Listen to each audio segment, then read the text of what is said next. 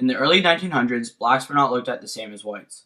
People like Martin Luther King wanted to make a difference, to make blacks and whites equal. In 1963, Martin Luther King came up with an idea. This was to overload the Birmingham prisons. But he did not plan to fill them with men and women. He planned to fill them with children. So Martin Luther King spoke to the children and the local radio DJ and told them the plan. The very next day, the children got up in the middle of class and marched straight to the prisons. There they were met by the police. The police arrested them as they came. Thousands upon thousands of children came and were arrested. The police went to meet them at the source, the Birmingham Church. The hours and days went on while more and more children were arrested.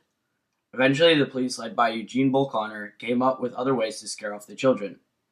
The firemen came and sprayed the children with the hoses and brought attack dogs to push them away. But the children just kept coming. As the news spread, JFK went into talks with Martin Luther King and other civil rights activists. Eugene Connor was kicked out of office, and Birmingham, Alabama was just a bit more free.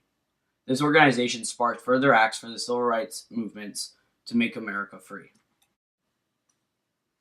The bomb in the Birmingham church went off on September 15th, 1963, approximately 10:22 a.m. The bomb blew up in the basement of the church, killing 4 girls and injuring 22 other people. The bomb was later analyzed and proven that there were 16 to 22 sticks of dynamite that blew up in the basement. After the bombing, 8,000 people joined for a funeral for the 4 little girls who died from the bombs in the Birmingham church. Their names were Addie Mae Collins, 14 years old, Cynthia Wesley, 14 years old, Carol Robertson, 14 years old, and Denise McNair, 11 years old. As a result of the bombings, riots formed and 2 boys were killed and 22 other people were injured. Soon after the bombing, John F. Kennedy gave a speech announcing the cruel events in Birmingham. If these cruel and tragic events can only awaken that city and state, if they can only awaken this entire nation to a realization of the folly of racial injustice and hatred and violence, then it is not too late for all concerned to unite in steps toward peaceful progress before more lives are lost.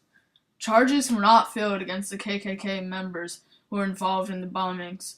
Then the case was reopened and the names of the bombers were released: Bobby Frank Cherry, Thomas Blanton, Robert Chambliss, and Herman Frank Cash. 2 of these men ended up dying in prison. After the horrible tragedy of the Birmingham church bombings, children took to the streets in their own Children's March and marched all the way to Washington, D.C. The entire thing was called the Children's Crusade. Though the second march's intent was not as the same as the first march, not to get arrested, but to show their feelings about the bombings to the president and the government. Overall, the crusade was without a doubt one of the more powerful movements in the battle over civil rights. The use of children was a very powerful motivator. In the end, a victory was won, and JFK passed the Civil Rights Act in 1964. Second, 1963, James Belvoy organized a peaceful march, with the SCLC and Martin Luther King being the masterminds behind the event. But instead of using grown-ups, he had kid volunteers march up to the mayor to talk about the racial segregation in the city. It was named the Children's March, or the Children's Crusade. The police tried to arrest all the kids, but they couldn't fit them all in the police trucks, so they had to resort to using school buses to take the marchers to jail because of the sheer mass of the protesters.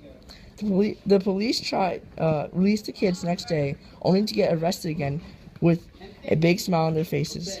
On the 3rd day, the head of the police, Bull Connor, decided to use hoses to spray down the kids, which eventually led to the end of the marches.